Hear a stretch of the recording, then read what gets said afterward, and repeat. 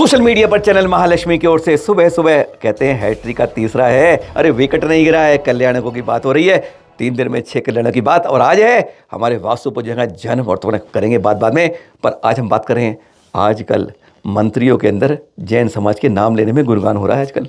गए थे हम राजनाथ सिंह के पास जी, उन्होंने कहा मैं गिरनार को देखता हूँ। और आज भी अरे प्रधानमंत्री बोलते हैं, मुख्यमंत्री विधानसभा बोलते हैं। पर हाँ सुनाएंगे, पर पहले दिखा रहे हैं इस बिटिया को।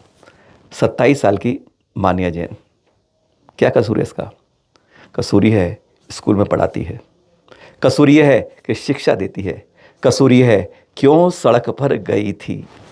आज सड़क के मौत के कुएं बन के आ रही है। संतों के बारे में बताया कि दुर्घटना ये भी है। भिंड की बात दिखा रहे हैं इस मान्या जैन बेटी की, 27 साल की। क्या सिटी सेंट्रल स्कूल में है, उषा कॉलोनी में रहती है। टमटम, समझ गए टमटम क्या होता है? तांगा। उससे उतरी थी, पर बड़ी तेज बाइक वाला आया, चढ़ा के ले गया, बहुत घायल हुई। भिंड के चिकित्सालय में प्राथमिक लेके गए, लेकिन नहीं बचा पाए। कसूर ये था इसका कि वो मोटरसाइकिल आगे खड़ी हो गई थी, वाहन के आगे खड़ी नहीं। आज जिस तरीके से पैदल यात्री, हमारे संत कांवड़िए जो लेट लेट के पूजा करने जाते हैं, श्रद्धा रखते हैं, उन सब के लिए आज सड़कें जैसे मौत का कुआं बनी हुई हैं। आपसे हाथ जोड़े कहते हैं, हाँ जब घर से निकलते हैं मौत के कुएं की ओर, तो ध्यान से जाएं, अपने अपने पगों को उस नियंत्रण रखें। आप गलती ना करें, दूसरा आपके ऊपर चढ़ सकता है। हाँ, बात कर रहे थे हम प्रधानमंत्री जी की। क्या हो गया है? रक्षा मंत्री ने हमसे 2 दिन पहले कहा, और अब प्रधानमंत्री देख रहे हैं।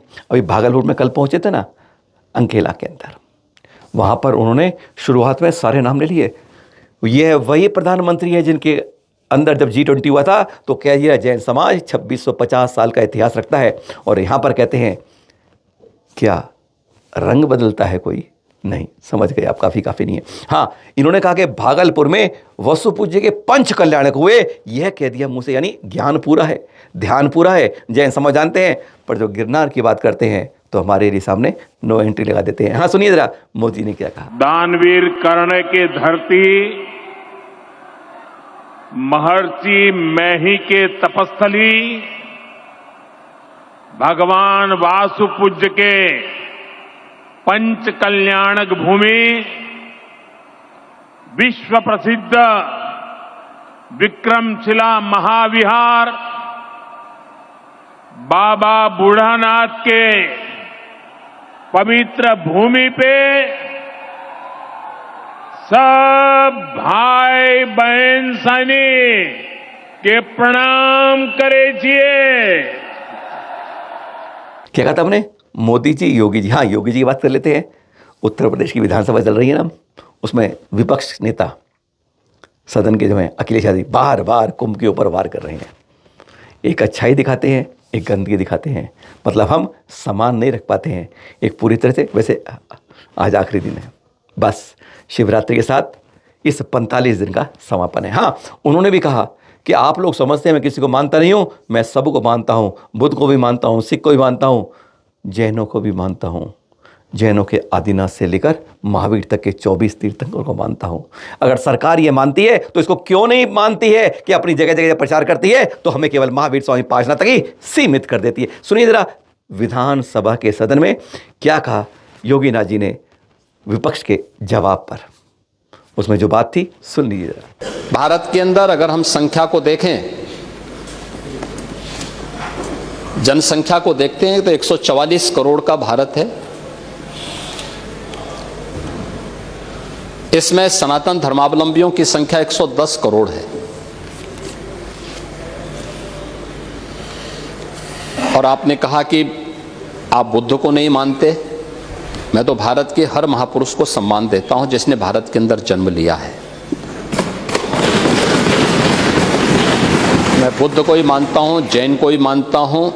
महावीर जैन की परंपरा को, ऋषभ देव से लेकर के महावीर जैन तक की परंपरा को, सभी तीर्थंकरों के प्रति भी सम्मान का भाव रखता हूं। सनातन धर्म के साथ साथ बौद्ध तीर्थ स्थलों का भी पुनरुद्धार और सुंदरीकरण के कार्यक्रम को हम पूरी प्रतिबद्धता के साथ कर रहे हैं। भारत के प्रति सम्मान का भाव रखने वाले और भारत की सनातन परंपरा में प्रत्यक्ष और अप्रत्यक्ष भूमिका रखने वाले सभी पंथ और संप्रदायों को पूरा सम्मान करते हैं। बौद्ध हों, जैन हों, सिख हों, ये डबल इंजन की ही सरकार है कि 26 दिसंबर की तिथि, ये डबल इंजन सरकार ने, प्रधानमंत्री मोदी जी ने 26 दिसंबर की तिथि वीर बाल दिवस के रूप में घोषित की है। गुरु गोविंद सिंह जी महाराज के 4 पुत्रों की शहादत के प्रति सम्मान का भाव व्यक्त करने के लिए। और पहली बार हुआ है जब गुरु वाणी का पाठ मुख्यमंत्री आवास पर निरंतर हो रहा है, ये पहली बार हो रहा है। तो भगवान बुद्ध के प्रति भी हमारे मन में अथाह श्रद्धा है, सम्मान का भाव है। जैन तीर्थंकरों के प्रति भी हमारे मन में वही श्रद्धा और सम्मान का भाव है। सिख परंपरा के प्रति भी वही श्रद्धा और सम्मान का भाव है। कबीरपंथी हो, रविदासी परंपरा हो, महर्षि वाल्मीकि की परंपरा हो, या भारत के अंदर जन्मी हुई हर उस उपासना विधि का जिससे सनातन धर्म को मजबूती प्रदान होती हो और भारत एक भारत श्रेष्ठ भारत के रूप में आगे बढ़ता है, उन सब के प्रति हमारे मन में सम्मान का भाव है। और हाँ, बड़ौत याद है ना आपको, घटना हुई थी, कब हुई थी? आदिनाथ भगवान के समय पर मोक्ष कल्याण की बात हो रही थी, तब के दिन जब पूरे में खुशियां मन रही थी। अभी तक कहते हैं सरकार की कान पर, वो क्या है ना, कान पर जू नहीं रेंगना, इधर से सुनना इधर से निकाल देना, वही चल रही है अभी तक। कोई सहायता की, हाँ फाइल चल रही है, फाइल में सवाल पूछे जा रहे हैं, जांच की तैयारी हो रही है, पर ढाक के 3 बात। पर ये देख रहे हैं हम, अखिलेश जी ने वादा किया है और उन्होंने घोषणा की है कि बड़ौत के हादसे में हर मृतक पर परिवार को 2-2 लाख रुपए की सहायता ये दिलवाए देंगे, है ना। यही होती है बात राजनीति के प्रपंचों में जाइए, सहयोग राशि के लिए जब जरूरत पड़े अपना हाथ बढ़ाइए। दिल्ली के यमुना स्पोर्ट्स कॉम्प्लेक्स के परसों के दृश्य दोपहर के बाद के आपको दिखा रहे हैं। क्या नया था इसमें? दिल्ली में पहली बार हुआ था। क्या नाम था इसका? धर्म प्रवर्तन। समझ गए? यानी धर्म की जब शुरुआत, आप कहेंगे धर्म तो अनादि निधन है, बिल्कुल है, पर उसका प्रवर्तन इस हुंडा अवसरबड़ी काल में कब हुआ? आप कहेंगे चौथे काल में, तीसरे काल में। भगवान आदिनाथ जी का परसों क्या था? केवल ज्ञान कल्याणक।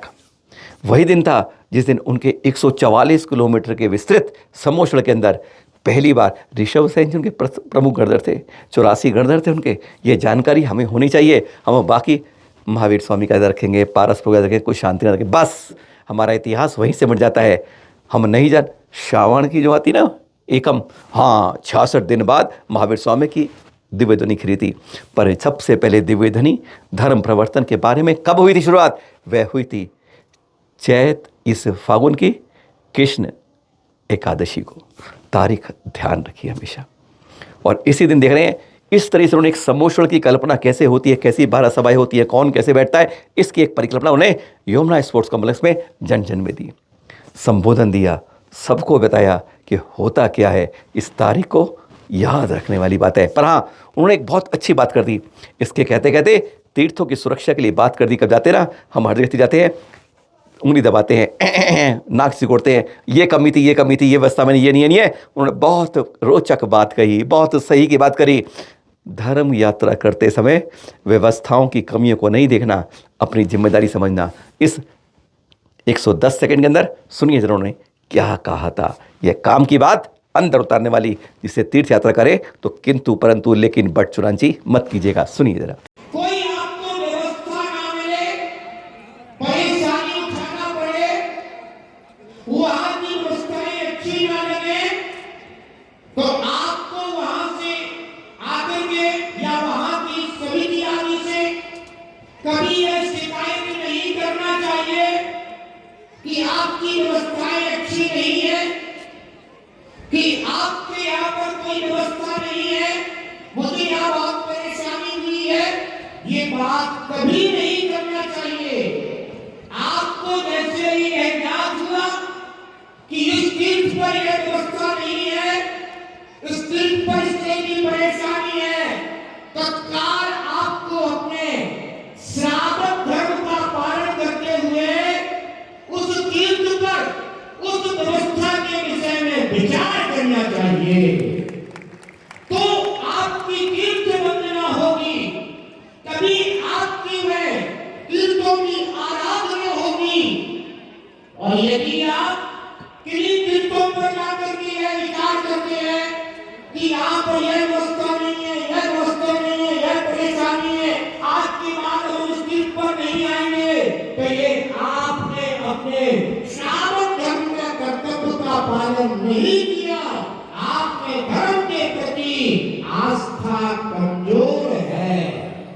मैं आपसे कहना चाहता हूं कि सभी के लिए विभिन्न तीर्थों पर जाना चाहिए, और जहां तीर्थों की व्यवस्था कुछ कमजोर मिले, कहीं पर तीर्थ स्थान अगर खंडहर होने को हो, कहीं कोई परेशानी हो, तत्काल आप वहां के विषय में चिंतन कीजिए कि यहाँ पर मुझे यह व्यवस्था करनी है, करवानी है।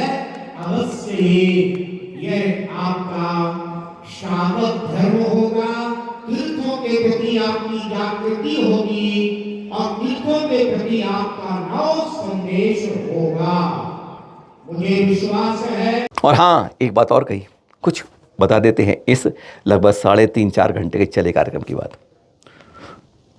उन्होंने कहा कि सबसे प्राचीन, हमारे माँ के मुख से मत सुनिए कि हमारे विश्वास कम करोगे आप लोग, उन्हें सुनिएगा कौन सा प्राचीन धर्म है। हाँ, और साथ कहा, आज मैं आप लोगों से एक संकल्प चाहता हूँ, और हम वही दोहराते हैं आपके पास, याद रखिएगा जो उन्होंने संकल्प कहा था। आप नहीं पहुँच पाए तो कम से कम याद तो रहे कि हमें क्या संकल्प उन्होंने दिया था। मान लीजिए, ठान लीजिए और संकल्पित हो जाइए। सुनिए जरा। इस दुनिया का, विश्व का सबसे प्राचीन धर्म है भगवान आदिनाथ स्वामी के इस धर्म प्रवर्तन दिवस पर मैं आप सभी के लिए एक जरूर संकल्प लेना चाहूंगा कि आज से लेकर के जब तक इस तन में आयु है, जीवन है, प्राण है, तब तक हम फाल्गुन वही एकादशी के दिन, इसके फाल्गुन वही एकादशी के दिन, जिस दिन जैन धर्म इस धरती पर आया था, हम इसे मनाते रहेंगे।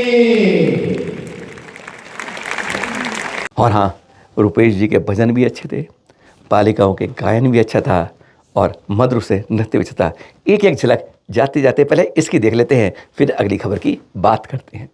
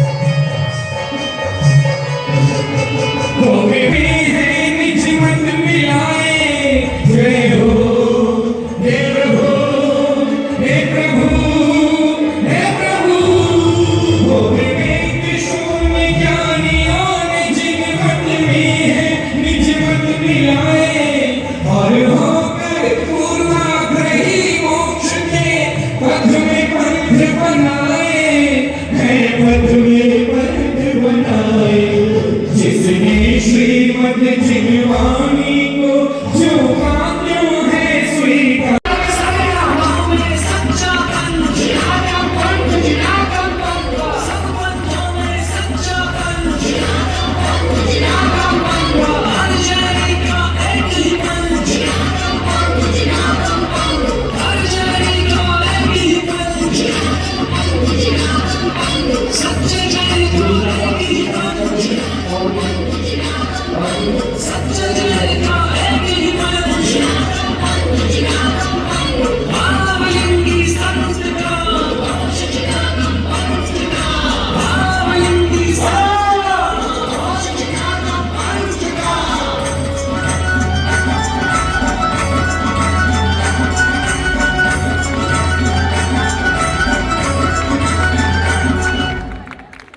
ये देख रहे हैं 5 साल बाद होने वाला 5 दिन का यह दिल्ली के अंदर भगवान बाहुबली का महामस्तकाभिषेक।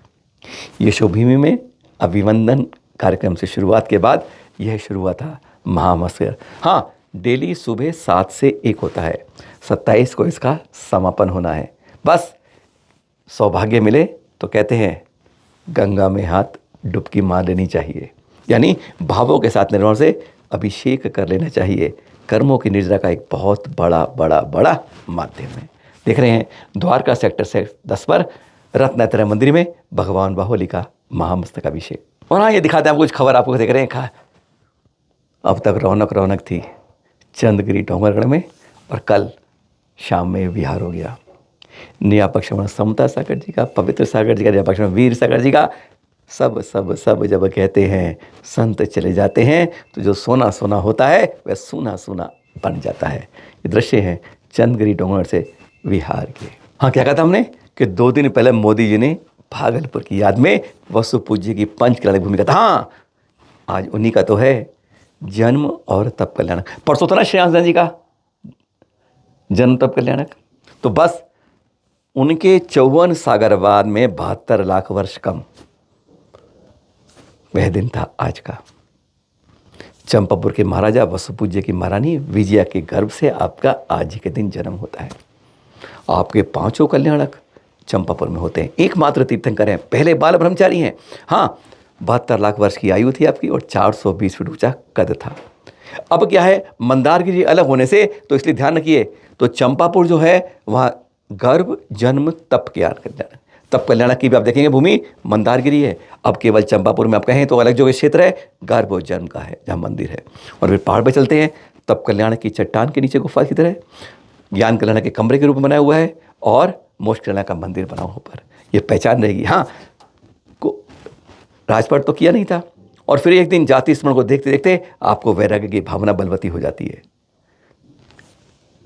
चंपापुर के मनोहर वन में कदम वृक्ष के नीचे पंचमुष्टि केश लोच करते हैं और सीधा कायोसर मुद्रा में तप में लीन हो जाते हैं। आपको देखा देखी 676 महाराजा भी और त्याग की भावना बलवती कर देते हैं।